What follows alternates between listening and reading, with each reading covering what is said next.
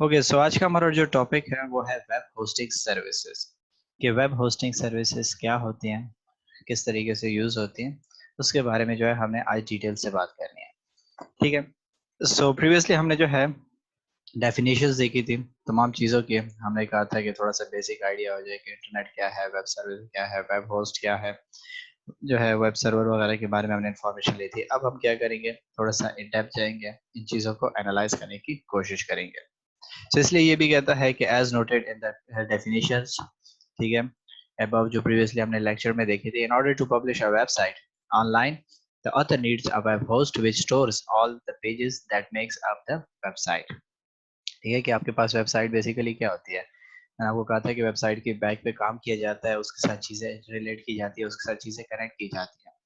कोई जो है, अगर आप क्या करते हो कि जैसे फेसबुक है, तो फेसबुक में आपने जो है, जो फेसबुक ओपन करते हो तो उसके बैक में क्या होता है, पूरा एक बैकग्राउंड आपको दिया जाता है, जहाँ पे आपके पास ऑप्शन होता है कि आप पिक्चर्स अपलोड कर सकते हो, ठीक है, वीडियोस शेयर कर सकते हो, और बाकी जो यूज़फुल चीज़ें होती हैं वो सारी की सारी चीज़ें आप उसके साथ अपलोड कर लेते हो वहाँ पे। तो जब आप इन चीज़ों को अपलोड कर लेते हो, तो मैंने आपको कहा था कि वेबसाइट जो है, जब तक आप इसको वो जो है ऑनलाइन वो नहीं करोगे, अपलोड नहीं करोगे, तब तक वो शेयर नहीं होती है।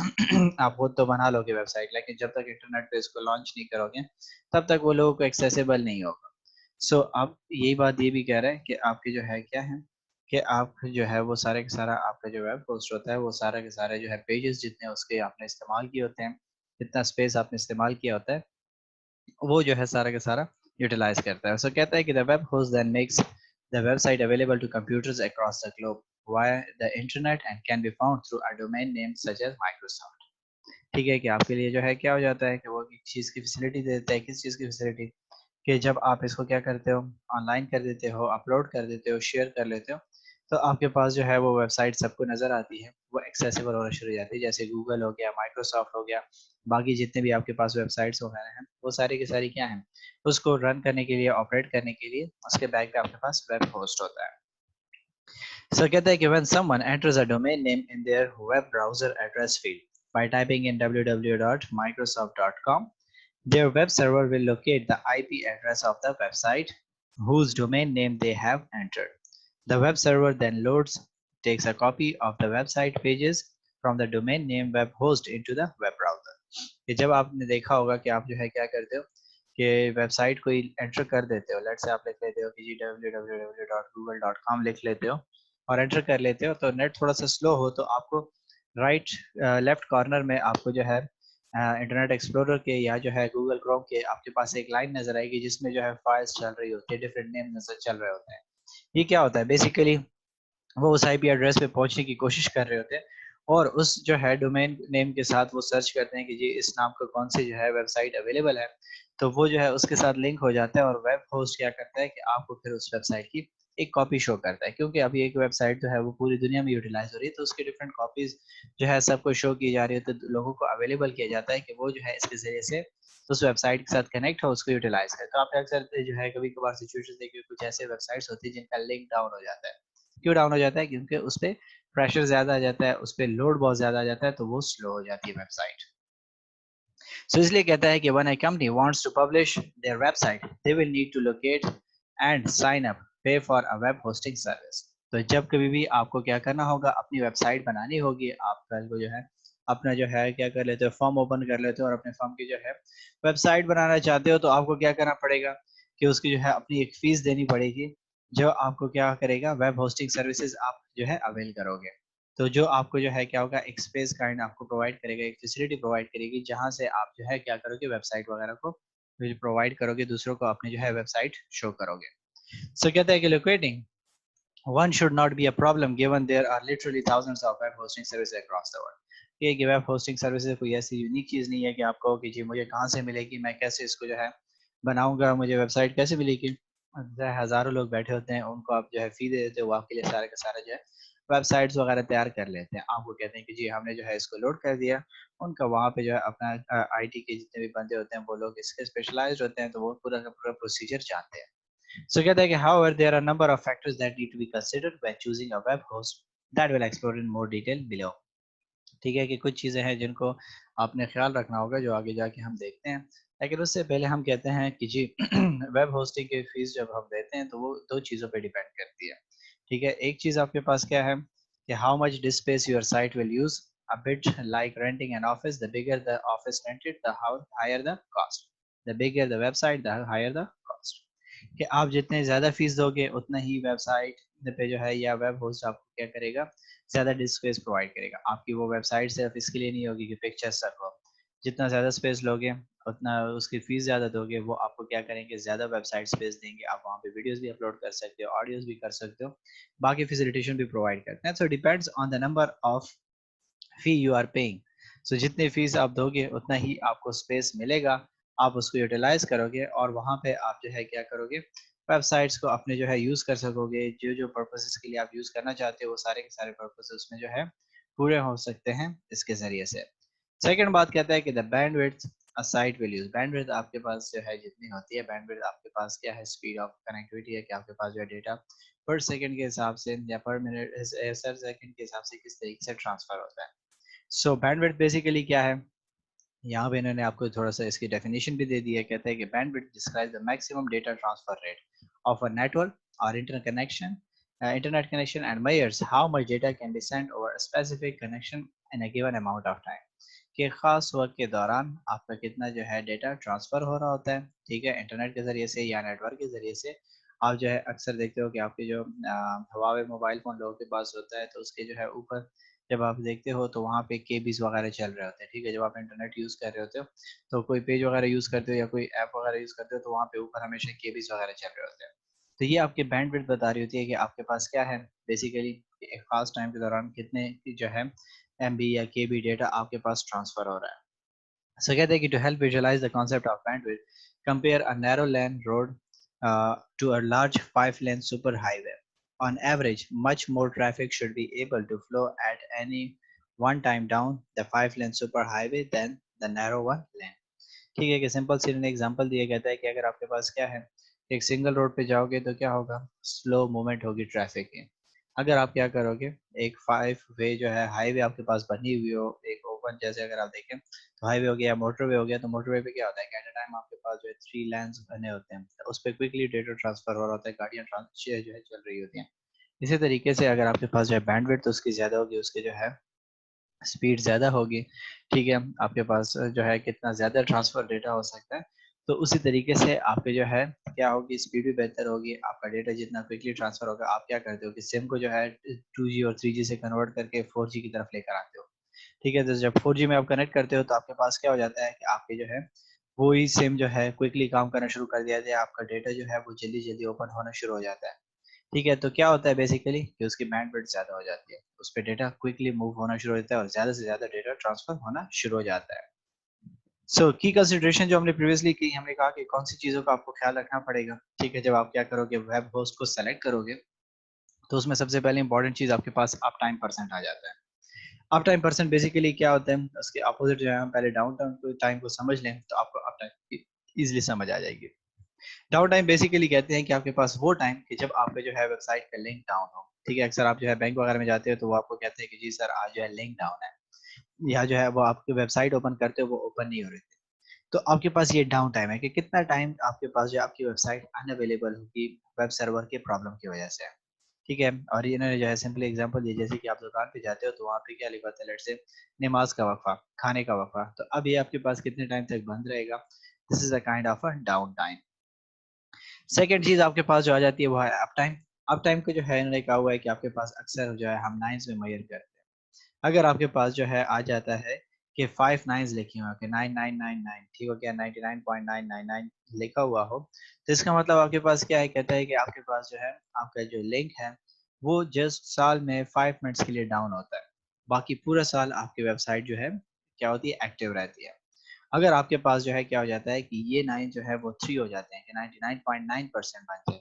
इसका मतलब क्या हुआ कि आपके पास जो है आपका जो लिंक डाउन होता है वो 9 आवर्स पर ईयर डाउन होता है। तो ये आपके पास अपने जो है इनकी टर्मिनोलॉजीज़ हैं जिसको जो है आईटी वाले लोग बेहतर समझते हैं कि आपके पास लिंक जो है कितना डाउन हो जाता है, कितना जो है एक्टिव रहेगा। जो है आईटी में अब ये नहीं है कि हर बंदा जो है वेबसाइट्स और इसको वो करता है। कुछ स्पेसिफिक लोग होते हैं जो वेबसाइट होस्टिंग और वेब होस्टिंग और इन चीज़ों पे जो है काम कर रहे होते हैं। तो वो जो है इन चीज़ों को देखते हैं, वो आपके साथ इसी पे डिस्कशन करते हैं कि आप हमारे साथ जो है वो पेमेंट्स वगैरह जिस चीज़ भी लेते हैं, वो इन चीज़ों को देखते हैं। तो इसलिए हमने प्रीवियसली कहा कि जब अभी आप जो है क्या करते हो वेबसाइट अपने लिए जो है डिज़ाइन करते हो, तो इन चीज़ों को अंडरस्टैंड करना ज़रूरी है कि आप जो है किस तरीके से इनके साथ डील करोगे, कौन-सी फैसिलिटी आपको ज़्यादा चाहिए, कौन-सी फैसिलिटी नहीं चाहिए, तो उसके हिसाब से वो आपको क्या करते हैं, पेमेंट्स चार्ज करते हैं। दूसरा हमने क्या कहा था, स्टोरेज स्पेस कि आपको कितना स्पेस चाहिए, ठीक है, कि आप उसमें अपना डेटा स्टोर रख सको, ठीक है, कितने कैटलॉग्स वगैरह बना सकते हो कि अपने डॉक्यूमेंट्स जो है जैसे अब आपके पास शेल्फ है, ठीक है, तो अगर आपको एक छोटा-सा शेल्फ चाहिए तो उसकी कम फीस होगी। जितना ज़्यादा बड़ा शेल्फ चाहिए होगा, जितना ज़्यादा सामान उसमें रखोगे, उतना आपको ज़्यादा स्पेस पे जो है पे करना पड़ेगा। तो इसीलिए कहता है कि आपको जो है स्टोरेज स्पेस को देखना बहुत इंपॉर्टेंट है। अगर आप जो है वीडियोज़ वगैरह और ये चीज़ों की वेबसाइट है आपकी, वो चीज़ें आप वहाँ पे अपलोड करते हो, ठीक है? तो वहाँ पे जो है आपको क्या होगा, डिस्क स्पेस ज़्यादा लेना पड़ेगा, ठीक है? और वो आपको जो है कहता है कि नॉर्मली आपको क्या करता है कि it is not unusual for web host to offer in excess of 650 GB in their basic package. कि वो इनिशियल पैकेज जब आपको देते हैं, तो वेब होस्ट के वो 650 जीबी आपको प्रोवाइड करते हैं अगर आप क्या करते हो कि बहुत ज़्यादा वीडियोज़ और इमेजेस वगैरह करते हो। तो इससे अंदाज़ा लगा लो कि जी फेसबुक वगैरह ने कितनी स्पेस ली होगी, जहाँ पे आप सारा के लोग जो है क्या करते हो वीडियोज़ और पिक्चर्स वगैरह अपनी शेयर करते रहते हो। तो ये आपके पास जो है स्टोरेज स्पेस डिसाइड करना बहुत इंपॉर्टेंट है कि आपको कितना स्टोरेज स्पेस चाहिए अपने वेबसाइट के लिए। थर्ड आपके पास ई-कॉमर्स, ठीक है? कि आप जो है इलेक्ट्रॉनिकली ट्रेड कैसे करते हो, बाइंग एंड सेलिंग कैसे करते हो, पेमेंट्स आपकी किस तरीके से मूव हो रही होती है, उस चीज़ को अंडरस्टैंड करना बहुत ज़रूरी है। और इसलिए उन्होंने कहा हुआ है कि e-commerce describe the suite of tools required to take orders and payments for selling products online. Common example include PayPal and eBay. ठीक है कि आपके पास क्या है कि आप इस चीज़ को देखते हो कि किस तरीके से आपके पास जो है ऑर्डर्स आप लोगे, पेमेंट्स आपको कैसे मिलेंगी। आप क्या करते हो कि दराज़.पीके पे जाते हो तो वहाँ पे आपको कहा जाता है कि जी हमें जो है डायरेक्टली पेमेंट कर सकते हो। अगर किसी ने जो है वेबसाइट वाले वो कहते हैं कि एडवांस पेमेंट होगी, तो आप उसको जो है उसके अकाउंट नंबर और उसके ज़रिए से उनको ट्रांसफ़र करते हो। कोई जो है आपको कहता है कि जी आपने जो है जो है डिलीवरी आपने कैश करनी होगी, पेमेंट करनी होगी। तो इस तरीके से डिफरेंट सिस्टम्स आपकी कनेक्टिविटी को प्रोवाइड करते हैं और इसलिए कहता है कि smaller web hosts don't tend to offer either the quality or quantity of tools required to support a professional and robust e-commerce environment. So a company must decide whether it wants to invest in shopping cart software, e-commerce tool, database builders, and secure servers to support online business. ठीक है, सो कहता है कि अगर आप जो है क्या करते हो कि छोटे वेब होस्ट सर्विस या जो है सस्ते वेब होस्ट सर्विसेज लेते हो, तो वहाँ पे आपको क्या करना पड़ेगा, फिर इन चीज़ों को देखना पड़ेगा कि आपकी जो है कौन-सी जो है फैसिलिटेशन ज़्यादा होगी। ठीक है कि अगर आप जो है कम सिस्टम पेमेंट पे लेते हो तो उसमें जो है इतनी ज़्यादा फैसिलिटीज़ नहीं होगी। अगर आप जो है पेमेंट्स वगैरह भी उसके रिसीव कराना चाहते हो, अपनी ट्रांज़ैक्शंस वगैरह को भी पॉसिबल बनाना चाहते हो, तो फिर क्या करना पड़ेगा आपको उसके अकॉर्डिंगली पेमेंट्स को पे करना पड़ेगा। सो कंपनीज़ अपने जो है रिक्वायरमेंट्स को देखती है कि उसको जो है कितनी फैसिलिटेशन चाहिए। अगर वो ऑनलाइन पेमेंट्स वगैरह का प्रोसीजर करता है तो वो कितना करेगा। तो वहीं पे आपको जो है शॉपिंग कार्ट का ऑप्शन आ जाएगा कि जी हम परचेज़ करना चाहते हैं। जैसे अमेज़न वगैरह हो गया तो उन्होंने क्या किया हुआ है ई-कॉमर्स को उसी तरीके से एडजस्ट किया हुआ है कि उनके जो है पेमेंट्स वगैरह वो सारे के सारे कौन एडजस्ट करेगा, किसके साथ उसके लिंक्स हैं, तो वो कनेक्टिविटी उसके लिए बना देता है। उसके बाद हमने कहा था कि नंबर ऑफ डोमेन्स डोमेन्स हमने कल भी कहा था कि आपके पास क्या होता है, नाम होता है जो वेबसाइट को आइडेंटिफ़ाई करता है। सो अक्सर आपके पास जो है ज़्यादातर अगर हम देखें तो नॉर्मली आपके पास जो है एक ही डोमेन नेम होता है जो हम यूज़ करते हैं, लेकिन कुछ जो है ऐसी होती हैं कि वो क्या करते हैं कि ज़्यादा डोमेन नेम्स यूज़ करते हैं। इसलिए यूज़ करते हैं ताकि जब भी वो सर्च करें तो उनकी वेबसाइट जो है आगे-आगे आ सके। जिसमें इन्होंने आपको एग्ज़ाम्पल दी हुई है गूगल.com की। ठीक है, अब गूगल पे जब आप जाते हो तो वहाँ पे आपके जो है यूएस वर्ज़न है, पाकिस्तान वर्ज़न है, इंडियन वर्ज़न है, यूके वर्ज़न है, हांगकांग और ये सारे डिफरेंट वर्ज़न्स इन्होंने दिए हुए हैं। तो इन नामों के ज़रिए से भी इन्होंने क्या किया हुआ है, अपने डिफरेंट किस्म के जो है नेम वेबसाइट को चलाया हुआ है। तो जो जिस कंट्री के में होगा उसके अकॉर्डिंगली उसके जो है अपना वेब सर्वर ओपन होगा। तो इससे क्या हो जाएगा वो लोड डिस्ट्रीब्यूट हो जाएगा। अगर एक ही जो है वो चलता रहेगा तो फिर उसपे लोड बहुत ज़्यादा हो जाता है, ट्रैफ़िक बहुत ज़्यादा हो जाएगी, तो डाउन होने के चांसेस हो सकते हैं। तो इसीलिए हर जगह का अपना-अपना इन्होंने जो है वर्ज़न इंट्रोड्यूस कराया हुआ है, डोमेन नाम इंट्रोड्यूस कराया हुआ है, ताकि वो जो है उस नाम के ज़रिए से इसको एक्सेस कर सके और थोड़ा-सा उनके पास चांसेस कम हो सके स्लो होने के। थर्ड जो चीज़ आपके पास वो है टेक्निकल सपोर्ट की आपको ज़रूरत पड़ती है, ठीक है? कहते हैं कि the standard of technical support offered by company so web host is one of the most important factor for an organisation to consider. For example, the internet is 24/7 365 shop for businesses. So will technical support be available similarly throughout the year offering real-time solutions? Web hosts typically offer a range of services in increasing cost from email support to messenger and phone, and less experience of running their website will generally benefit from investing in phone support। ठीक है कि आपके पास जो है कहता है कि टेक्निकल सपोर्ट भी प्रोवाइड किया जाता है कि अगर आपके पास जो है कोई इशू आ जाता है वेबसाइट में, कोई मसला आ जाता है, और यहाँ जो है आपकी अगर वेबसाइट जो है आप चाहते हो कि 24/7 ओपन होनी चाहिए, ठीक है, आपकी जो है जितने टाइम आप अवेलेबल करना चाहते हो उसको, जितने टाइम आप सर्विसेज देना चाहते हो, आपके पास जो है रश ट्रैफिक ज़्यादा हो जाती है, तो आपके पास जो है हो सकता है कि लिंक्स वगैरह डाउन हो जाए, तो आप कोई ना कोई तो उसको ठीक करेगा ना। ठीक है, तो टेक्निकल सपोर्ट वाली भी बड़ी इंपॉर्टेंट है, वो आपकी जो है इस चीज़ को सेट करते हैं। अगर आपने देखा होगा कंप्यूटर में अक्सर आपकी जो है जब एरर वगैरह आ जाता है या कोई सॉफ्टवेयर में मसला आ जाता है, तो वो डायरेक्टली आपको आ जाता है कि जी रिपोर्ट टू दिस, ठीक हो गया, सर रिपोर्ट टू माइक्रोसॉफ्ट, और या तो वहाँ पे आप जब आप रिपोर्ट करते हो तो वो सारे के सारे डेटा उनको ट्रांसफर कर देते हैं।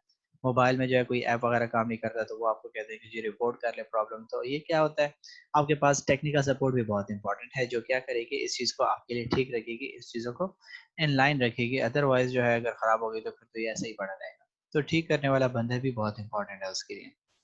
इसके बाद बैंडविड्थ तो हमने ऑलरेडी कह दिया, ठीक है, कि हमने कहा कि आपके पास कितना डेटा ट्रांसफर हो रहा है, ये चीज़ भी डिपेंड करता है, ठीक है, कि आप जो है कितना डेटा जो है स्पीड प्रोवाइड करते हो, स्पेस प्रोवाइड करते हो, कि आपकी जो है जितना जल्दी जल्दी मूवमेंट हो सके, जितना डेटा ज़्यादा ट्रांसफर हो सके, उस चीज़ का ख्याल रखना भी बड़ा इंपॉर्टेंट है। और लास्ट में आपको क्या करना पड़ता है कि number of emails, FTP, accounts and database. FTP आपके पास आता है फाइल ट्रांसफर प्रोटोकॉल, कि आपके पास जो है सर्वर और क्लाइंट के दरमियान डेटा कितना ट्रांसफर होगा, उस चीज़ को देखना बड़ा इंपॉर्टेंट है कि उनके दरमियान जो है डेटा कैसे मूव होगा, ईमेल्स कितनी मूव होंगी, ठीक हो गया, आपके पास जो अपना डेटाबेस उसका स्टोरेज स्पेस हो गया, उन पे जितना डेटा रिकॉर्ड है वो सारा का सारा कैसे रखा जाएगा। तो जैसे जो है आजकल लोग जो है ब्लॉग को ज़्यादा इस्तेमाल कर रहे हैं, तो ब्लॉग का अपना डेटाबेस होता है, ठीक है, हर बंदा अपना जो है ब्लॉग बनाता है, उसको डिज़ाइन करता है अपने यूनिक नेम के साथ। तो उसके जो है अपने कुछ प्रोडक्ट्स वगैरह ऐड करेगा, अपने जो है डेटा को वो एडजस्ट करेगा। तो इस तरीके से वो क्या करते हैं, इस चीज़ को देखते हैं, और इसलिए उन्होंने कहा हुआ है, कहता है कि final consideration relates to how scalable the web host is and whether it could match an organisation growth. ठीक है, कि वो जो है कितना मेयरेबल होगा, कितना उसको जो है डेटा ट्रांसफर हो रही होगी, और उसके जो है क्या होगा कि वो जो है उसकी ऑर्गेनाइजेशन की ग्रोथ के साथ किस तरीके से मैच होता है, कि कल को आपकी ऑर्गेनाइजेशन ग्रो कर रही है, उस पे जो है ट्रैफिक ज़्यादा होती जा रही है, तो क्या आपकी जो है वो वेबसाइट इसको अफोर्ड कर पा रही है कि नहीं, या जो है डायरेक्टली लिंक डाउन हो जाता है। इस चीज़ को देखना बड़ा इंपॉर्टेंट हो जाता है। So कहता है कि of course another test to perform when choosing a web host, having narrowed down the options based on the above technical and strategic consideration, is to perform a Google search on user reviews of the shortlisted host. User review are becoming invaluable tools in making purchasing decisions। ठीक है, कि आप जो है क्या करते हो कि डिफरेंट किस्म की टेस्ट प्रोवाइड करते हो, देखते हो कि जी कौन से जो है आपके पास वेब होस्ट जो है वो बेहतर होगी, कौन आपको ज़्यादा टेक्निकल सपोर्ट प्रोवाइड करता है। तो आप जो है गूगल पे देखते हो कि जी रिव्यूज़ देखते हो उसको, कि कौन सा ज़्यादा बेहतर होगा, कौन सी जो है बेहतर नहीं होगा। आपके पास टूल्स अगर आप देखते हो तो यूट्यूब जब ओपन करते हो तो अक्सर आपके पास आ जाता है कि जी इस वेबसाइट पे जाएँ, या जो है हम क्या करते हैं आपको वेबसाइट क्रिएटिंग सर्विसेज प्रोवाइड करते हैं, एक ऐसा रिलायबल सॉफ्टवेयर है और ये वेबसाइट होगा, और ये तो आप क्या करते हो कि इस किस्म के जो है गूगल ही आपके पास एक बेस्ट ऑप्शन होता है, जहाँ से आपको आइडिया हो जाता है कि कहाँ से कौन से जो है आपके पास बेहतर हो सकता है, टेक्निकल सपोर्ट आपको कहाँ से मिल सकती है, कौन सी वेब होस्ट सर्विसेज आपके पास अच्छी हो सकती है। नेक्स्ट चीज़ इसमें हमारे पास जो आ जाती है वो है टाइप्स ऑफ वेब होस्टिंग। ठीक है, कि आपके पास जो है वेब होस्टिंग की टाइप्स क्या-क्या हैं। सो कहता है कि जी so far we have explored the different forms of internet hosting services typically used by organization, for example web hosting, email hosting, file hosting. We have also considered the key variables that are relevant when building a web hosting strategy based on a straightforward standard web hosting scenario. The section concludes with a brief look at some alternative types of web hosting available in today's increasing diverse market। क्या हमने जो है अभी previously जब देखा था lecture में, तो वहाँ पे हमने किस चीज़ को देखा था कि वेब होस्टिंग क्या होती है, ईमेल होस्टिंग क्या होती है, फाइल होस्टिंग वगैरह क्या होती है, उन चीज़ों को हमने देखा। हमने कहा कि बिल्डिंग ब्लॉक्स कौन से होते हैं, जिसमें हमने जो है वो सारे डेफिनेशंस देखे, मेन मेन सारी जो है आईपी और इन चीज़ों के हमने जो है एड्रेसेस देखे। अब थोड़ा सा हम देखते हैं कि आपके पास जो है वेब होस्टिंग कि और कौन से जो है अल्टरनेटिव टाइप्स अवेलेबल हैं जो मार्केट में है, जिसको आप यूटिलाइज़ करते हो अपनी वेबसाइट्स वगैरह के लिए। सो पहले आपके पास आ जाता है कि जी इन्होंने हेडिंग में लिखा हुआ है कि टाइप्स ऑफ वेब होस्टिंग, और उसकी डिस्क्रिप्शन दी हुई है। तो पहले आपके पास आ जाती है फ्री। सो कहते हैं कि free web hosting is exactly that, zero cost to the user. The web host covers their cost and profit through selling advertising, that is added automatically to web pages through pop-ups, frames, and scripts. As you would expect, though, given the zero cost to users, the quality of service, space, bandwidth, and software is typically lower than that of paid for web host. जैसे अगर आप देखो YouTube पे, ठीक है, तो YouTube आपके पास क्या है, लोग हर बंदा जो है अपने चैनल बना रहा है जो कि फ्री ऑफ कॉस्ट है। तो क्या हो जाता है कि वहाँ पे जब वो एक लिमिट उन्होंने रखी हुई है कि आप इस लिमिट तक जब पहुँच जाओगे, तो हम जो है आपको क्या करेंगे, उस पे एड्स वगैरह चलाना चाहते हो या जो भी करना चाहते हो, वहाँ से वो पेमेंट्स वगैरह रिसीव करें। तो अब जो है वो जो आपको यूट्यूब वगैरह जो फैसिलिटी दे रहे हैं, तो वो किस लिए दे रहे हैं कि वो वहाँ पे अपने एड्स वगैरह चलाएँगे और उसके ज़रिए से कमाएँगे। ठीक है? सो उनकी कमाई जो है अपने एडवर्टाइज़मेंट्स वगैरह से हो रही होती है। आपके जो है वो क्या कर रहे होते हैं, आपके पास डिफरेंट किस्म के फ्रेम्स और स्क्रिप्ट्स वगैरह जो उसके बैक पे होते हैं, वो उसको खुद ऐड करते जाते हैं और जिसके ज़रिए से वो पेमेंट्स जो है गेन करते जाते हैं। सो आपके पास जो है फ्री वेब होस्टिंग की एक फैसिलिटी भी अवेलेबल होती है, लेकिन उसका स्पेस फिर कम होता है। उस तरीके से नहीं हो सकता कि जो आप जो है पेड वर्ज़न उसका खरीदते हो। दूसरा आपके पास स्टैंडर्ड आ जाता है। कहते हैं कि standard web hosting is a broad term covering the most common form of paid web hosting. A standard fee would secure a specific amount of server space on a web hosting system that provides high-speed servers and quality software. The web host would typically use a shared system granting each user, say, 10 GB space on a 200 GB server. कि आपके पास paid form है तो एक standardise system है, ठीक है, जिसके लिए आप जो है एक जो है स्टैंडर्ड पेमेंट करते हो, वो आपको क्या करता है, एक अच्छा सा हाई स्पीड जो है सर्वर प्रोवाइड करता है, क्वालिटी सॉफ्टवेयर प्रोवाइड करता है, ताकि आपके जो है वो वेबसाइट कोई काम कर सके, उस पर ज़्यादा डेटा फ्लो कर सके। और जो उसके स्पेस का जिक्र करें तो वो जो है 10 GB तक आपको जो है स्पेस प्रोवाइड करता है, अगर उसका सर्वर 200 GB है। तो अगर इससे सर्वर की डेटा स्पेस ज़्यादा होगा तो इसके साथ साथ आपका जो है स्पेस भी ज़्यादा होगा। सो कहते हैं कि वेरिएशंस ऑन पैकेज को टिपिकली इंक्लूड, आपके पास जो है क्या-क्या चीज़ें इस पैकेज में इंक्लूड होती हैं। बैंडविड्थ के चार्जेस होते हैं, ठीक है, जैसे मैंने आपको कहा कि अगर आप ज़्यादा जो है ओपन करना चाहते हो, अगर आप जो है नैरो डाउन करना चाहते हो, डेटा स्लो मूव करेगा, तो क्या हो सकता है, प्रोबेबिलिटी हो सकती है कि अगर किसी के पास इंटरनेट फास्ट नहीं होगा, तो आपकी वेबसाइट जो है अप्रोचेबल नहीं होगी। सो आप उसके लिए एक्स्ट्रा पे करोगे और वो आपको ज़्यादा जो है डेटा ट्रांसफर प्रोवाइड करेगा। दूसरा, administrative access can vary between a web based console and telnet access, क्योंकि आपके पास डिपेंड करता है कि आप जो है आप इस चीज़ को भी देखना चाहते हो कि आपकी जो है एक्सेसिबिलिटी वो एडमिनिस्ट्रेटिव कितनी होनी चाहिए, आप जो है उसको कितना ऑपरेट कर सकते हो, किस तरीके से यूज़ कर सकते हो। तो इस चीज़ को भी जो है आपका मैटर करता है कि आप इसको किस तरीके से देखते हो। उसके बाद हमने कहा ऑपरेटिंग सिस्टम, ठीक है, कि आपके पास जो है आपका ऑपरेटिंग सिस्टम वैरी करता है कि आपके जो है विंडोज़ इस्तेमाल करते हो, ठीक है, या कौन सा इस्तेमाल करते हो। आपके पास जो है लिनक्स सिस्टम प्रीवियसली हम यूज़ करते थे, अब जो है विंडोज़ आ गया, आपके पास जो है एप्पल का अपना जो है मैक ओएस आ गया, इस किस्म के सिस्टम जो है आप यूज़ करते हो। तो ये चीज़ भी बड़ा मैटर करती है। सो कहता है कि the market for standard web hosting is highly competitive, which is reflected in the pricing, which can be as low as a few dollars per month.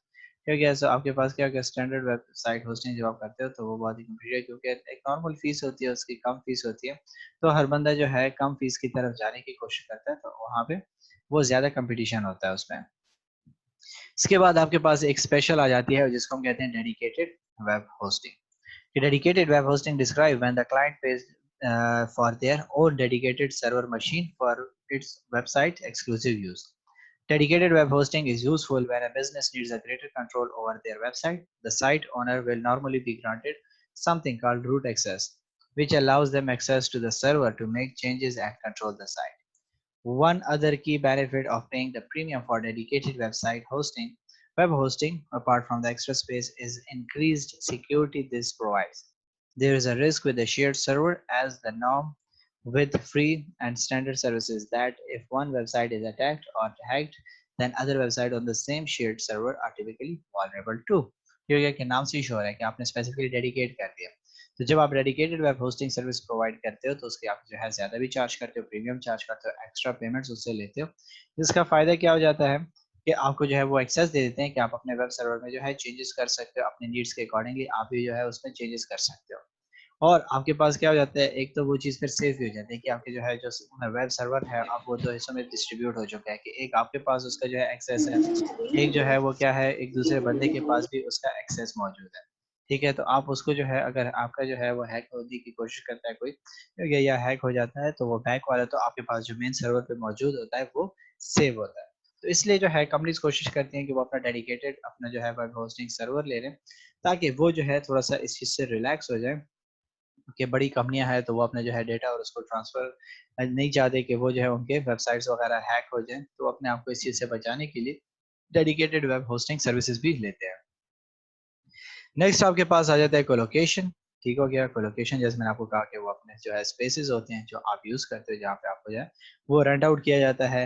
आप जो है उन चीज़ों को यूज़ करते हो, सर्वर वगैरह रूम्स आपको प्रोवाइड किए जाते हैं, हार्डवेयर्स वगैरह प्रोवाइड किए जाते हैं, जो आप यूटिलाइज़ करते हो।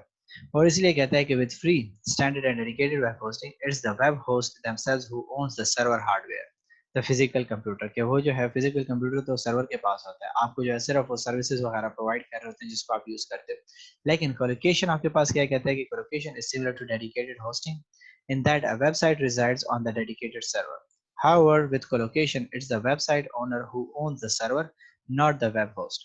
कि इसमें जो वेबसाइट ओनर होता है उसके पास वो ही खुद सर्वर उसके पास होगा, उसको वो दूसरा बंदा ऑपरेट नहीं करेगा। प्रीवियस में तो हमने क्या कहा कि आपको रूट एक्सेस मिलता है, आप उसके साथ कनेक्ट होते हो, ठीक है, आप उसमें चेंजेस कर सकते हो। यहाँ पे होल आपके पास एक्सेस होगा, आपके पास सर्वर होगा, आप खुद अपनी मर्जी से चेंज करो। जैसे आपको वो इतना बड़ा स्पेस आपको रूम प्रोवाइड किए जाते हैं, तो वो जो है उनका अपना पूरा सिस्टम होता है। जैसे अब जो है आपके पास फेसबुक है तो उसका पूरा अपना स्पेस है, वो उसको यूज करता है, वहां पे अपना डेटा वगैरह स्टोर करता है, तो वो सारी की सारी फैसिलिटीज़ इंटरनेट और फैसिलिटीज़ आपको जो है वो प्रोवाइड करता है।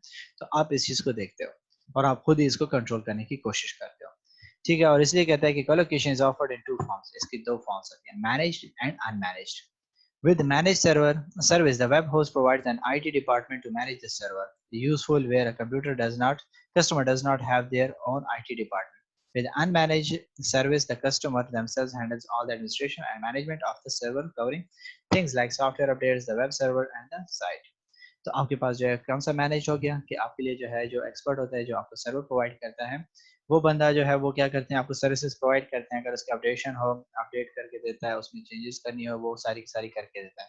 लेकिन अनमैनेज में क्या होता है कि आपका अपना आईटी डिपार्टमेंट होगा अपने जो है ऑर्गेनाइजेशन के अंदर, और आपने वहां से वो सर्वर ले लिया, उसके बाद आपका अपना ही बंदा क्या करेगा, उसको जो है अपडेट करता रहेगा, उसमें जो चेंजेस करनी होगी वो सारे के सारे वो खुद करके देगा। सो कहता है कि colocation is beneficial to companies who require something unusual in their website, web software configuration, also enhance security. इससे क्या हो जाता है कि सिक्योर हो जाता है, कोई उसको हैक नहीं कर सकता क्योंकि आपके पास पड़ा हुआ है, आप खुद ही उसको यूटिलाइज कर रहे हो, कोई थर्ड पार्टी को आपने कहा नहीं है कि वो आके उसको आपके लिए अपडेट्स वगैरह करके दे। इसके बाद आपके पास आ जाता है ई कॉमर्स, कि e commerce is required when business sells goods on the web. E commerce web hosting describes when SSL secure socket layer has been added to one of the above types of the web hosting to protect customers when paying for goods. Many e-commerce websites will lease their SSL certificates to website for an additional fee and typically includes features like shopping carts. कि आप क्या करते हो कि अपने जो है business perform करने के लिए आप जो है क्या करते हो कि वेब होस्टिंग को जो है क्या कहते हो, उनको कहते हो उनके साथ जो है आपका कॉन्ट्रैक्ट क्या होता है, आप उसको कहते हो कि इसको सिक्योर बनाओ, क्योंकि पेमेंट्स की ट्रांसफर वगैरह हो रही होती है, तो आप जो है अपने कस्टमर से क्या करते हो, उनके जो है कार्ड नंबर वगैरह लेते हो, ठीक है, तो उनके कार्ड नंबर वगैरह तो बड़े सेंसिटिव होते हैं, ठीक है, तो वहाँ पे आपकी जो है पेमेंट वगैरह की ट्रांसफर होती है, तो इसके लिए आप क्या करते हो, एसएसएल जो है सर्टिफिकेट लेते हो कि जी सिक्योर सॉकेट लेयर, आप जो है उसके वो लेते हो सर्टिफिकेशन। वो क्या करते हैं कि इस चीज़ को इंश्योर कराते हैं कि आपकी जो पेमेंट्स होंगी, जो इतने भी रिकॉर्ड होगा, वो सारा का सारा कस्टमर्स का सेफ होगा। Reseller, reseller web hosting is when a company wants to become a web hosting business themselves. A reseller purchases web hosting facilities of another web host, then sells them on the other clients, acting as their web host, such that operating as a wholesaler. ठीक है, कि reseller कौन होता है कि वो जो है क्या कर लेता है, वेब होस्ट खुद खरीद लेता है, ठीक है, और उसके पास अगर कोई बंदा आ जाता है तो वो उसको क्या करता है, वो सेल आउट करके देता है। तो जैसे होलसेलर होते हैं, वो जो है वहां से सामान लाता है फिर आके रीसेलर को सेल आउट करता है, ठीक है, तो इसी तरीके से क्या हो जाता है कि वो जो है रिटेलर को वो सेल आउट करता है होलसेलर। तो इसी तरीके से क्या होता है कि ये जाते हैं वेब होस्ट के पास, वेब होस्ट वाले वो क्या करते हैं कि उसको जो है वो वेब होस्ट सेल आउट कर देते हैं, आगे जाके उसके पास जो बंदा आ जाता है ये क्या करता है, उसको सेल आउट करता है और उसको वो फैसिलिटी प्रोवाइड करता है। लास्ट में आपके पास ये 3 आ जाते हैं, clustered file and images, web vlog, ठीक है, कि वेब ब्लॉग हो जाता है। कि क्लस्टर क्या है, कहते हैं कि companies with extremely popular site will replace the same content onto multiple server into in order to provide better access to website visitor, this is called cluster web hosting। जैसे मैंने आपको कहा कि अपने जो है वेबसाइट के सर्विस को बेहतर बनाने के लिए वो क्या करते हैं कि डिफरेंट हिस्सों में अपने जो है वेबसाइट को डिफरेंट जो है नेम्स के साथ जो है असाइन कर देता है और कुछ-कुछ जगहों से आप उसकी एक्सेस जो है डिफरेंट पोर्शन से लेते हो ताकि उस पे जो है वो बर्डन कम हो जाए, वो ज़्यादा हैवी ना हो जाए। फिर आपके पास जो फाइल एंड इमेज है वो क्या कहते हैं कि file and image hosting is technically not web hosting in that customer website R not hosted by the file or image host. What file and image hosting does provides essentially online storage. कि file and image basically क्या करता है वो ये काम नहीं करता कि वो आपके लिए जो है जो आपके वेब होस्टिंग पे जो आपके इमेजेस वगैरह या चीज़ें अपलोड करते हो तो वो उसको होस्ट करे बल्कि इसका बेसिक मकसद क्या होता है कि वो आपको स्टोरेज प्रोवाइड करता है कि आप कितने फाइल वहाँ पे रखते हो कितने पिक्चर्स अपलोड करते हो लास्ट में आपके पास आ जाता है वेबलॉग कि weblog hosting is when a company host weblogs and blogs rather than website specifically weblog functionality is typically more limited than the standard web hosting described above and hence conversely less expensive. Customers are however limited to building a website with the blog software which for most organizations will to be commercially limiting.